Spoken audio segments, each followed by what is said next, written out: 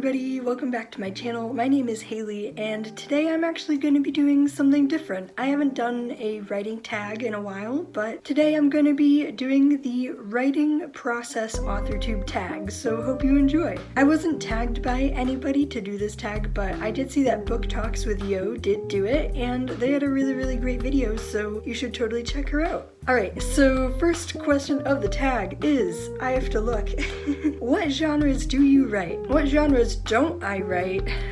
Basically, I've been pretty much writing YA all across the board, but in that I've been writing fantasy and science fiction and maybe a little bit of historical fiction somewhere in there too, but right now it's pretty much been all YA fantasy, which is awesome. I really enjoy it. Number 2, what setting gets you the most productive? A lot of you know that I've been switching up my setting in these last few weeks. When 2020 started, I've been using my standing desk and I've also got a new monitor, which has been super helpful just to have the dual screens. So I would say that it's a combination between those two, just either sitting at my desk or standing up and writing. Preferably I have to have some light in there too, so like an open window. Not an open window, but like a window where I can see the outside through, if that makes any sense. Oh man. Number 3, if you have multiple story ideas, how do you go about picking which one to write first? I don't. Honestly, I have about 3 projects going on at the same time right now, so I've kind of been working on all 3 projects simultaneously. That counts for my NaNoWriMo project, my random YA fantasy prom that I started in December, and then of course my manuscript, my main manuscript that I've been getting ready to query and get the last finishing touches in and revise that. So I wouldn't say that I jump on the new shiny idea as soon as possible, but I definitely have like a lot of things in the works at the same time. Number 4, do you outline? Yes and no. I'm a huge outliner for projects that I have a deadline for, like NaNoWriMo. I outlined very much for NaNoWriMo in November. I've been attempting some form of Save the Cat for my YA fantasy prom that I've been trying to write, but it hasn't, I don't really know if the outlining is really going anywhere, but I feel like once I'm serious about a project, then I actually take the time to sit down and I outline. But that being said, I often don't do that until I'm like halfway through the novel, or partway through at least, and then I get a really good sense of my characters, who they are, where everything's at, and then I can just fill in and streamline as I go with my major Excel spreadsheet of my plots. Number 5, do you start your first draft with pen and paper, typewriter, or computer? I write exclusively on my computer, I would say. I use mainly Word for my first drafts across the board, and then I go into Scrivener to do the second draft, to add the beta feedback and everything like that. I've always thought about using a typewriter, but I would never really act on it, partly because, like, where do you buy a typewriter?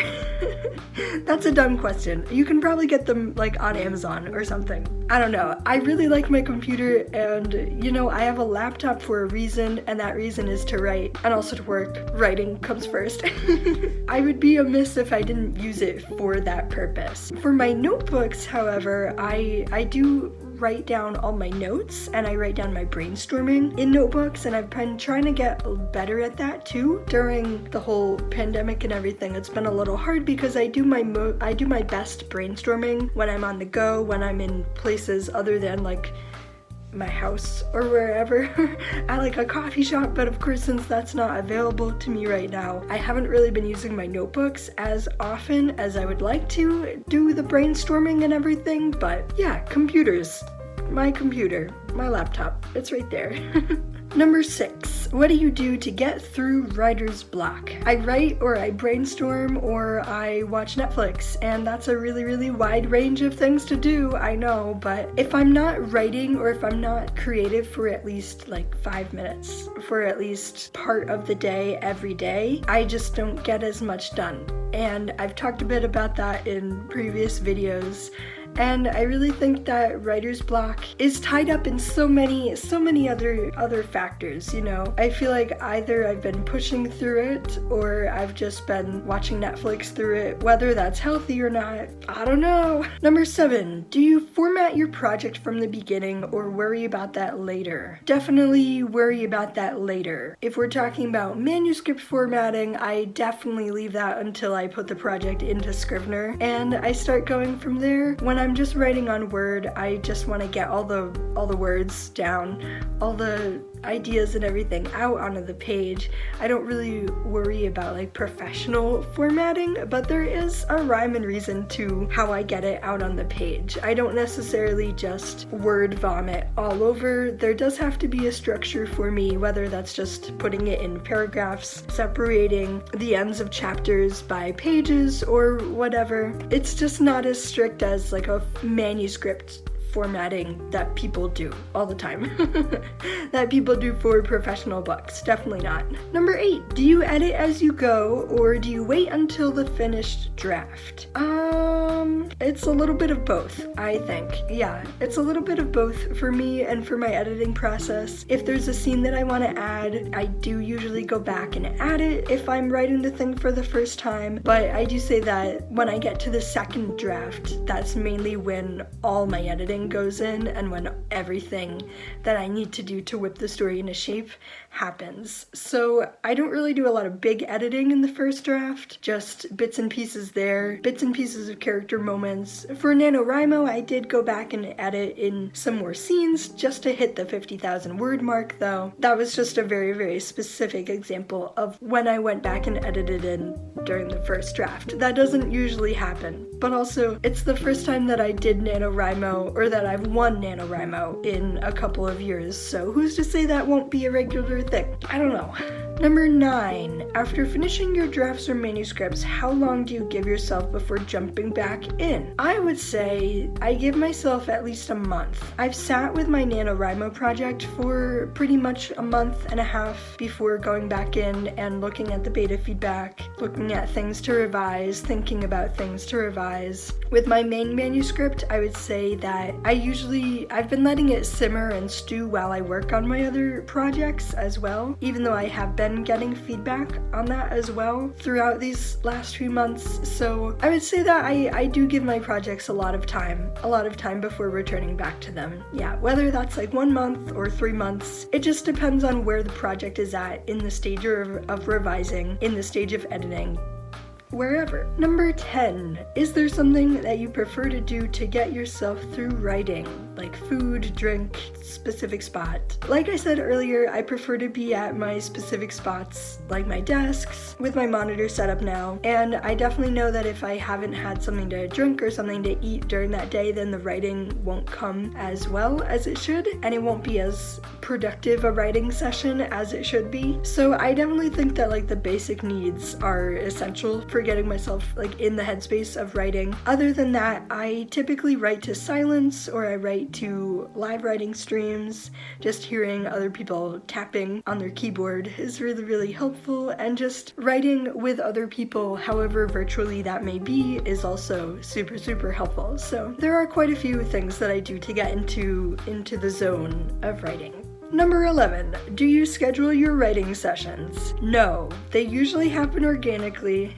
This year it's been happening mostly when people do writing sprints. So I guess I schedule my writing sessions around other people's live streams and around other people's writing sprints, if that makes sense. I've also been streaming writing sprints on Twitch. This new year I have had to move all my writing time pretty much to the weekends or to late nights due to my new internship, which has been taking some time to adjust to, but it'll be better in the long run too, with just having specific times for creativity and for work essentially. And I really hope that I get that into some form of a schedule. I really like scheduling writing times, even if I don't stick to them.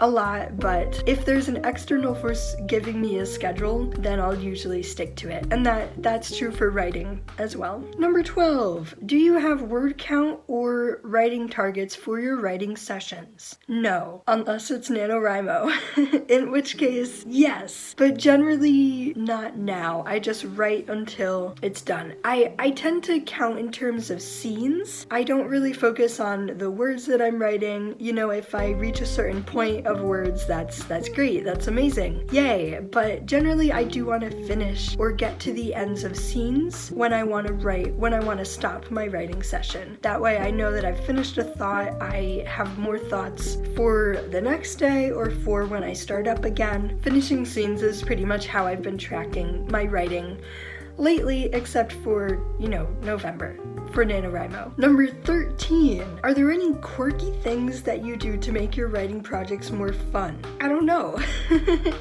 Never really thought about that. Sometimes I like swear in text. Sometimes I like write very, very exaggerated pieces of dialogue for my characters, or they like swear, but like I usually end up deleting them and rewriting the dialogue so that it makes sense in the story. I don't know if that counts as quirky or weird or what. For NaNoWriMo, I put some inside jokes to myself in the story that I was writing, based off the source material that I was taking inspiration from.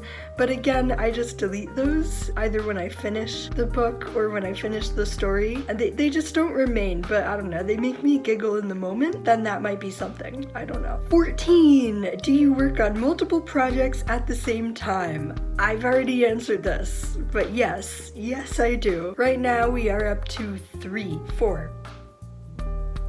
because I just finished my secret project. May she rest in peace. But yes, I do work on multiple projects. 15, how often do you research what you're writing? I'm assuming this means like the topics or the historical context, if you're writing a historical fantasy or whatever you're writing. Very often, I would say that I usually get dragged down into Wikipedia rabbit holes. I've done extensive research on period costumes and period clothes, especially for the Victorian era, because that's where at least 2 of my past stories have taken place.